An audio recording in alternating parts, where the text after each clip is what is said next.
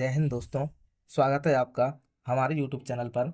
हमने कल कक्षा 10वीं गणित अध्याय 1 वास्तविक संख्याओं की सामान्य जानकारी एवं कुछ महत्वपूर्ण उदाहरणों को देखा था। यदि आपने कल का वीडियो नहीं देखा है तो उसकी लिंक मैं आई बटन में एवं डिस्क्रिप्शन में दे दूंगा। आज हम प्रश्नावली 1.1 के प्रश्नों को स्टेप बाय स्टेप हल करेंगे। चलिए शुरू करते हैं।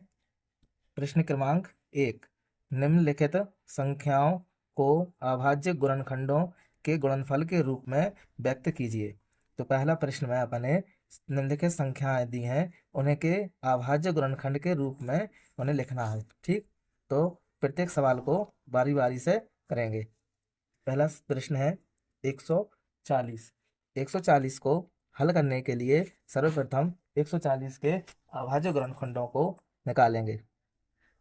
तो अपन लिखेंगे 140। अब 140 में अभाज्य संख्याओं से भाग देंगे और भाग हमेशा छोटी संख्या से देंगे। तो सबसे छोटी संख्या 2 है, तो इसलिए 2 से भाग देंगे। तो 2 साते 14 और 0 की 0।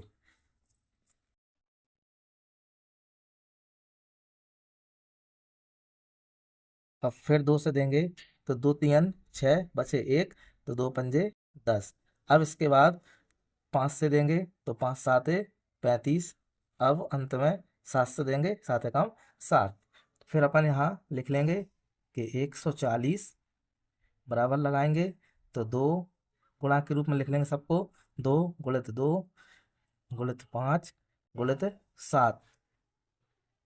आगे सॉल्व करें तो 2, चूंकि 2 बाहर है इसलिए 2 पे 2 की घात लगा देंगे, गुणित 5 गुणित 7। ये इसका हो गया आंसर। अगला प्रश्न देखें। अब है 156। इसी तरह 156 के अभाज्य गुणनखंड निकालेंगे। तो 156 सबसे पहले 2 से देंगे। 2 साते 14 बचे 1 होगा 16 यहाँ पे। 2 अट्ठे 16। फिर 2 से देंगे, 2 3 6 बचे 1 होगा 18 यहाँ पे। तो 2 नाम 18। फिर अब इसमें देंगे 3 से, तो 3 एकम 3 और 3 तिरका 9। अब चूंकि 13 एक अभाज्य संख्या है इसलिए अब 13 से ही देंगे, तो 13 एकम 13। अब 156 के गुणनखंड को यहाँ लिख लेंगे। तो 156 बराबर, अब सबको गुणा के रूप में लिख देंगे। 2 गुणित 2 गुणित 3 और गुणित 13। चूंकि 2 दो बार है इसलिए 2 पे 2 की घात गुणा 3 और गुणा 13। ये इसका आंसर हो गया। ठीक, अगला प्रश्न देखें। अगला प्रश्न है 3825 है। 3825। अब इसमें अपन भाग देंगे 3 से। 3 एकम 3, यहाँ देंगे 3 दूनी 6 बचे यहाँ 2 हो गए 22। 3 साते 21 बचा 1 होगा 15। 3 पाँचे 15। फिर 3 से देंगे तो 3 चौके 12। 3 दूनी 6 बचा 1 होगा 15। 3 पाँचे 15। अब 5 से देंगे तो 5 अट्ठे 40 और यहाँ बचे 2 सो 5 25। अब फिर 5 से देंगे तो 5 एकम 5 बचे यहाँ 3 होगा 35। 5 साते 35। अब देंगे 17 से, तो 17 एकम 17। अब इनके लिए गुणा में लिख लेंगे। तो 3825 बराबर, तो 3 गुणा 3 गुणा 5 गुणा 5 और गुणा 17। ठीक है, अब आगे करना सॉल्व। क्योंकि 3 दो बार है इसलिए 3 पे 2 की घात। 5 दो बार है तो 5 पे भी 2 की घात और 17 के 17 ही 17। ये अपना आंसर हो गया। ठीक है, आगे देखें। प्रश्न नंबर चौथा 5005। तो अपन लिखेंगे 5005। ठीक, अब इसे सर्वप्रथम 3 5 से देंगे तो 5 एकम 5, 0 की 0 और 5 एकम 5। इसके बाद अब 7 से देंगे तो 7 एकम 7 बचे यहाँ 3 हो गया कितना यहाँ पे 30। कितना हो गया यहाँ पे बचे 3 तो हो गया 30। तो 7 एकम 7, 7 14, 7 21, 7 चौके 28। अब बचे कहाँ यहाँ पे 2 होगा 21। तो 7 3 कितने हो जाएगा 7 3 21। ठीक है, अब देंगे यहाँ पे कितने से 11 से। तो 11 एकम 11 बचे कितने 4, सॉरी बचे कितने 3 होगा 11 तिया 33। अब यहाँ देंगे कितने से 13 से, तो 13 एकम 13। ठीक है, अब इन्हें अपन लिख लेंगे गुणा में। तो 5005 बराबर, फिर लिखेंगे 5 गुणित 7 गुणित 11 और गुणित कितना 13। चूंकि कोई भी डबल नहीं है यहाँ पे, तो ये इसका आंसर हो जाएगा। ठीक, अगला सवाल देखें का 5वां प्रश्न देखें। 7429 इसके अभाज्य गुणनखंड के रूप में लिखना है। तो इसके अभाज्य गुणनखंड निकालेंगे 7429। ठीक है, अब चूंकि इस संख्या में 2 3 5 7 9 11 और 13 इनसे भाग नहीं जाएगा, इसलिए इसे अपन डायरेक्ट 17 से भाग देंगे। ठीक, तो 17 से भाग देंगे तो पहले देंगे 4 बार, 17 चौके 68। अब 74 में से 68 गए, बचे कितने 6, तो 6 ये 2 के आगे लग जाएंगे, हो जाएगा कितना 62। फिर देंगे 17 से 3 बार, है ना, तो 17 थी 51। अब 62 में से 51 गए, बचे कितने यहाँ पे 11। अब 9 है तो हो जाएगा यहाँ 111। फिर देंगे 17 सत्ते 119। ठीक, अब इसके बाद अपन देंगे 19 से, तो 19 का पहाड़ा पड़ेंगे, तो 19 करेंगे 2 बार, कितनी बार 2 बार, तो 19 दूनी 38। अब 43 में से 38 गए, बचे कितने 5, हो गए 57। तो 19 दिया 57। और अब अंत में अपन देंगे कितने से 23 से, तो 23 से कम 23। अब यहाँ लिखेंगे 7429 बराबर लगा के लिखेंगे 17 गुणित 19 और गुणित 23। ये आपका आंसर हो गया। ठीक है, बढ़ते हैं अगले प्रश्न की ओर। प्रश्न क्रमांक 2 क्या है कि पूर्णांकों के युग्म के एचसीएफ और एलसीएम ज्ञात कीजिए तथा सत्यापित कीजिए कि दो संख्याओं का गुणनफल बराबर होता है एचसीएफ गुणा एलसीएम के। यानी अपन इसमें एचसीएफ एलसीएम निकालना है, उसका अपन सत्यापित भी करना है कि दोनों संख्याओं का गुणनफल काय के बराबर है, एचसीएफ और एलसीएम के गुणनफल के बराबर है। तो इसमें अपन 3 सवाल हैं, 1 2 3। इन तीनों सवालों को अपन बारी बारी से हल करते हैं। प्रश्न क्रमांक 2 का पहला, ठीक है, क्या दिया है 26 और 91। तो अपन इसमें एचसीएफ और एलसीएम तो वैसे ही निकालेंगे अभाज्य गुणनखंड विधि द्वारा। तो देखेंगे 26, अब 26 में 2 से देंगे, 2 एकम 2, 2 3 6। अब 13, 13 से देंगे, 13 एकम 13, 91, 91 में 7 से देंगे, तो 13 7 91, या फिर 7 एकम 7, बचे 2 21, 30 7 21। अब 13 से देंगे, 13 एकम 13। ठीक है, अब यहाँ अपन लिख लेंगे 26 को अभाज्य गुणनखंड कितने 2 गुणित 13। ठीक, अब 91 के लिखेंगे, 91 कितने 7 गुणित 13। अब निकालेंगे इनका एच सी एफ, तो लिखेंगे HCF बराबर कितना है HCF। चूंकि यहाँ पे देखें आप कि यहाँ भी 13 है कॉमन, मतलब यहाँ भी 13 है और ये कॉमन है नहीं है, तो ये इसका HCF निकालने के लिए क्या करते हैं अपन, दोनों के जो ओवेनिस्ट गुणनखंड है उसे लिखते हैं। ठीक, तो HCF कितना आया अपना यहाँ पे 13। अब लिखेंगे LCM। अब LCM के लिए क्या करेंगे अपन कि जो अधिकतम घात होती है उन्हें लिखते हैं ना। तो चूंकि 2 एक बार है तो एक बार लिख लिया, 7 एक बार है तो एक बार लिख लिया। अब 13 2 बार है ना, एक बार इसमें है, एक बार इसमें है, एक बार इसमें है, तो इसे भी अपन कितनी बार लिखेंगे, एक ही बार लिखेंगे। ठीक, अब इनका कर देंगे अपन सबका गुणा। ठीक है, तो अपन कर सकते हैं 7 दूनी 14 और 13, और फिर दोनों को गुणा करेंगे तो कितना आएगा अपना 182। ठीक है, इतना समझ आ गया। अब आगे चलते हैं, आगे करेंगे दोनों संख्याओं का गुणनफल। पहले क्या निकालेंगे, दोनों संख्याओं का गुणनफल। तो अपन लिखेंगे यहाँ पे दोनों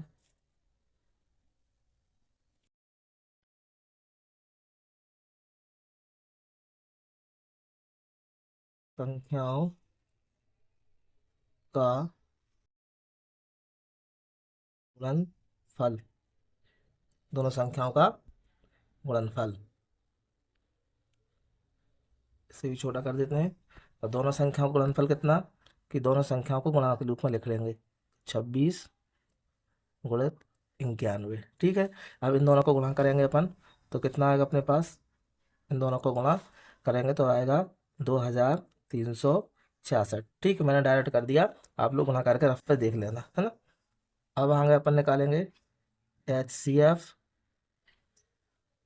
गुणा LCM। अब इन दोनों को गुणा निकालेंगे तो HCF कितना था अपने पास 13, और LCM कितना था 182। अब इसका गुणा भी करेंगे तो अपने पास आएगा 2366। ठीक है, अपने पास ये दोनों बराबर आ गए, है ना। तो अपन लिख सकते हैं कि दोनों संख्या को गुणनफल बराबर है HCF गुणा LCM के। ठीक, तो लिख देते हैं दोनों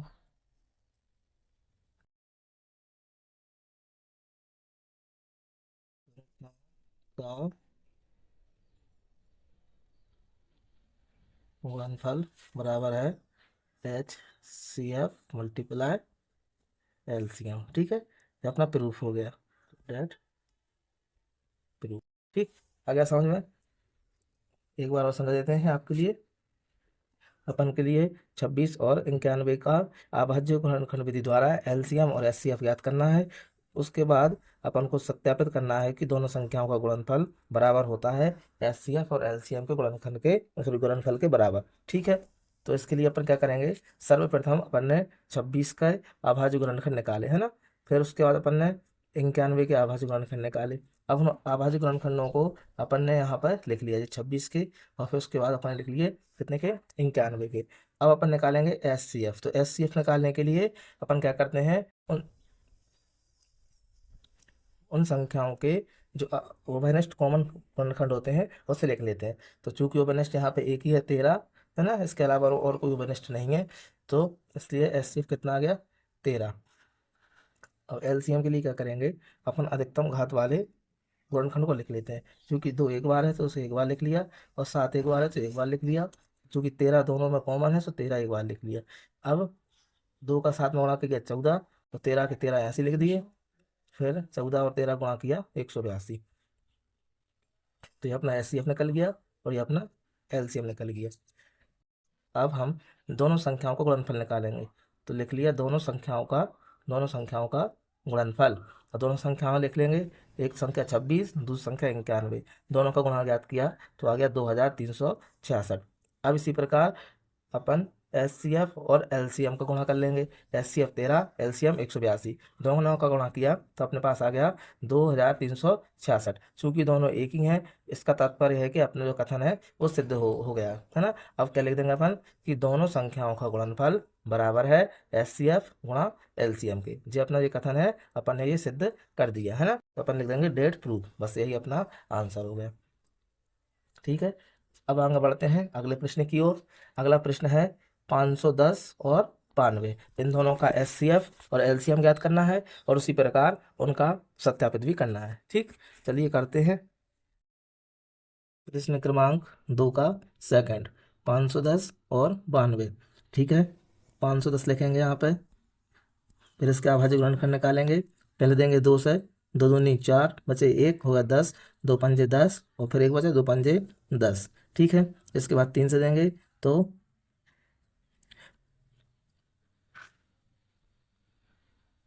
3 8 24, यहाँ बचा कितना 1, होगा 3 5 15। इसके बाद 5 से देंगे तो 5 एकम 5, बचे 3, होगा 35, 5 7 35। फिर 17 से देंगे तो 17 एकम 17। इसी प्रकार 92 के अभाज्य गुणनखंड निकालेंगे। 2 से देंगे पहले, 2 चौके 8, बचे 1, हो गए 12, 2 छिंग 12। फिर 2 से देंगे तो 2 दूनी 4, और 2 3 6, और अंत में 23 से देंगे, 23 से कम 23। अब इन सबके लिए यहाँ लिख लेंगे 510 अभाज्य गुणनखंड कितने हैं, 2 गुणित 3 गुणित 5 गुणित 17। ठीक, उसी प्रकार 92 के लिख लेंगे। तो 92 बराबर 2 गुणित 2 गुणित 23। ठीक है, अब इनका निकालेंगे HCF। तो लिखेंगे HCF।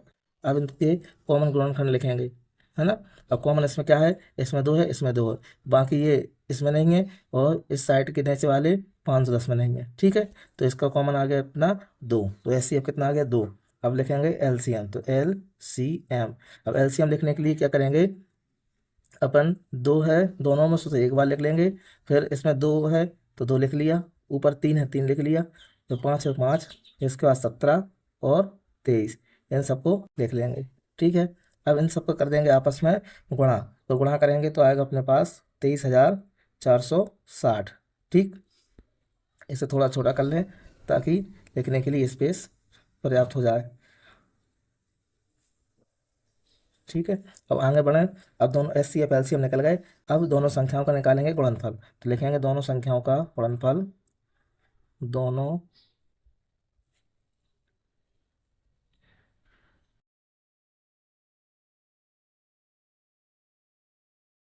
संख्याओं का गुणनफल बराबर कितना है, 510 गुणा 92। ठीक है, दोनों संख्याओं का गुणनफल लिख लिया अपन ने 510 गुणा 92। अब क्या करेंगे, इनका गुणा कर देंगे। तो गुणा करेंगे तो कितना आएगा अपने पास, 46,920। ठीक, अब लिखेंगे एस सी एफ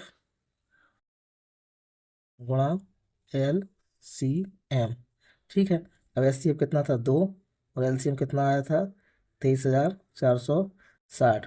अब इसका इसमें गुणा कर देंगे तो ये भी आएगा अपने पास कितना, 46,920।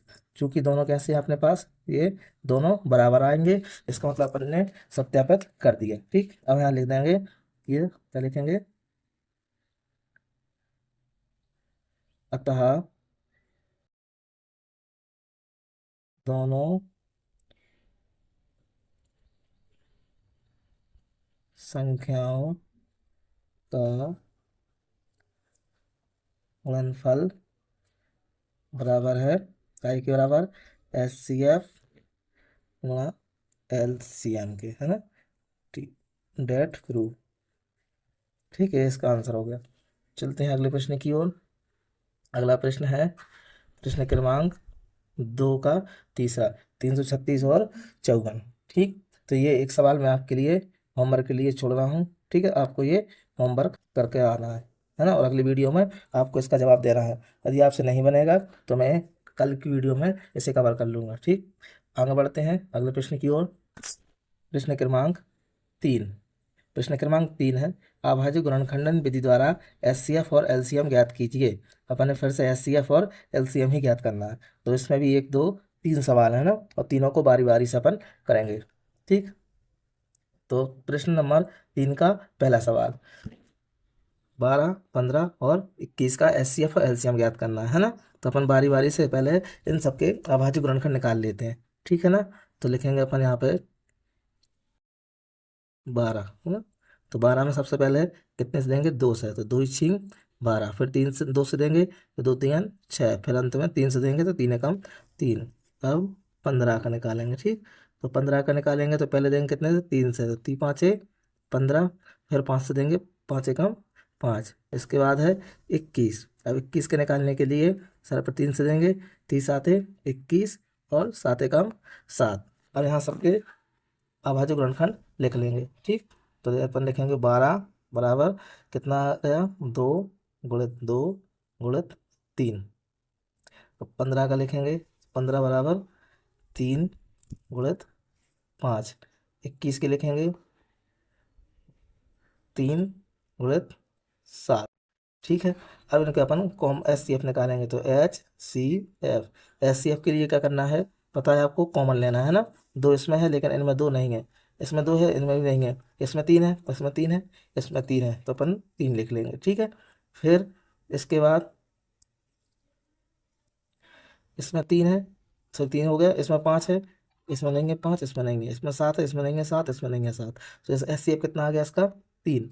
अब ज्ञात करेंगे अपन क्या, एल सी एम, है ना। तो अपन लिखेंगे L C M. L C M में पता है क्या करते हैं, अधिकतम घात लिखते हैं। दो चूंकि दो बार है तो दो बार लिख लेंगे, एक बार और दो बार, और तीन समय एक एक बार है तो एक बार लिख लेंगे तीन। इसके बाद पाँच और कितना, सात। अब इन सबका आपस में कर देंगे मल्टीप्लाई। ठीक है ना, तो दो दूनी, दो का दो में करें, काय का दो का दो में करें, दो दूनी चार, तो चार गुण चार, चार गुण आठ, चार तीन 12 और 12 पंजे कितना हो गया 60। तो अपन लिख सकते हैं 60 मल्टीप्लाई 7 और इसका इसमें कर दें, हो जाएगा 7 6 42 जीरो की जीरो। तो इसको हो गया एलसीएम आंसर। ठीक है, अगला सवाल देखें। अगला सवाल प्रश्न नंबर 3 का सेकंड, 17 23 29। तो इसके निकालेंगे अपन बारी बारी से।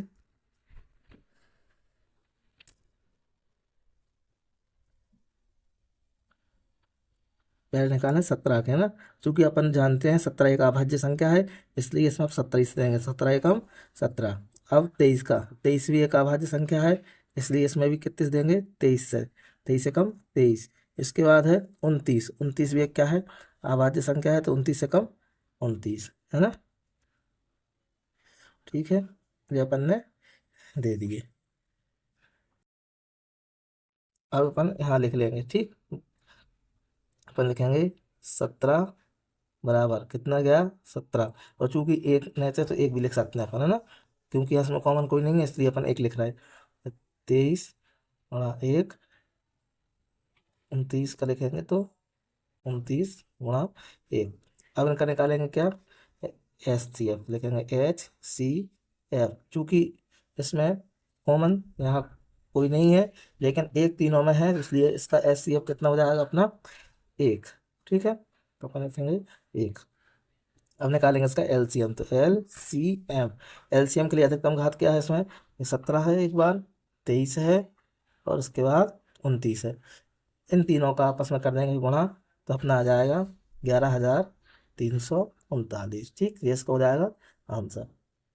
चलते हैं अगले प्रश्न की ओर। प्रश्न क्रमांक 3 है, 8 9 और 25 का एचसीएफ और एलसीएम ज्ञात करना है। तो सर्वप्रथम अपन 8 का निकालेंगे, लिखेंगे यहाँ पे 8, 2 से देंगे, 2 चौके 8, फिर 2 से देंगे, 2 दूनी 4, फिर 2 से देंगे, 2 एकम 2। अब निकालेंगे अपन कितने का 9 का, है ना। तो 9 का में 3 से देंगे, 3 तिर का 9, और फिर 3 से देंगे, 3 एकम 3।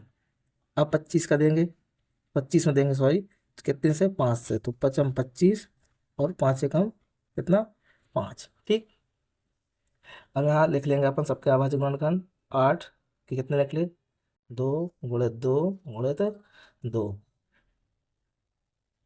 9 के कितने निकले, 3 गुणित 3। और 5 के कितने निकले अपने पास, 5 गुणित 5। ठीक, अब निकालेंगे सबका H C F, H C F. तो चूंकि कॉमन कोई भी नहीं है, कोई भी कॉमन नहीं है, तो एक हमेशा सब में कॉमन होता है, इसलिए एच सी एफ कितना हो गया इसका एक। अब निकालेंगे अपन एल सी एम, तो L C M, L C के एल सी एम निकालने के लिए अधिकतम वाली घात को लेते हैं। चूंकि दो कितनी बार है, 3 बार है ना ज़्यादा, तो अपन 2 3 बार लिख लेंगे, एक बार 2 बार और ये 3 बार। 3 2 बार है, तो 2 बार लिख लेंगे 3 के लिए, एक बार 2 बार, और 5 2 बार है तो 5 भी लिख लेंगे 2 बार। अब इनका आपस में गुणा कर देंगे, तो 2 2 का आपस में गुणा किया अपन ने, 2 दूनी 4 और 4 दूनी 8, ये 8 हो गए अपने गुणा। फिर इसके बाद 3 गुणा 3, 3 तिरका 9, तो ये अपन के 9 हो गए गुणित, फिर पचम 25, तो ये 25 होगा। अब इन तीनों का आपस में गुणा करेंगे, तो 25 का पहले अपन 25 का 8 में कर सकते हैं, तो कितना हो जाएगा 25 अट्ठे 200, और गुणा 9, 9 का 9 दूनी 18, 2 जीरो की 2 जीरो, ये 9 उत्तर हो गए, है ना एलसीएम, ये अपना आंसर। ठीक है, आज के लिए इतना ही। आशा करता हूँ आपको सवाल अच्छे से समझ आए होंगे। यदि कुछ भी डाउट हो तो कृपया कमेंट में ज़रूर पूछें। ठीक है, मिलते हैं अगली कक्षा में। धन्यवाद।